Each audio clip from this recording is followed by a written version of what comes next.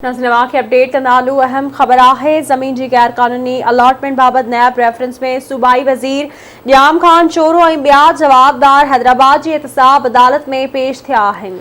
बिल्कुल नाज़रीन, नैब जी जांच ऑफिसर रिकॉर्ड पेश न किया है। बुधनी 4 डिसंबर ताईं मुलतवी कई वई है। अपडेट कयूं पिया ज़मीन जी गैर कानूनी अलॉटमेंट बाबत नैब रेफरेंस में सूबाई वज़ीर याम खान चोरो ऐं ॿिया जवाबदार हैदराबाद जी एहतसाब अदालत में पेश थिया आहिनि।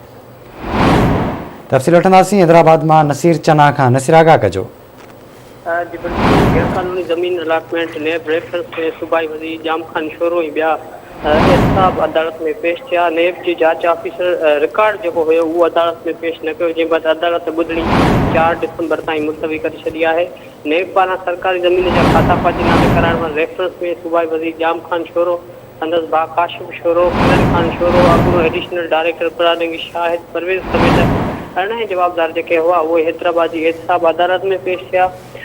अदालत में ॿुधणी दौरान नैब जो जेको जांच ऑफिसर हुयो उहो रिकॉर्ड पेश न करे सघियो, जंहिं ते अदालत केस जी ॿुधणी जेका आहे उहा 4 डिसंबर ताईं मुलतवी करे छॾी आहे। जी महिरबानी अवां जी अपडेट करण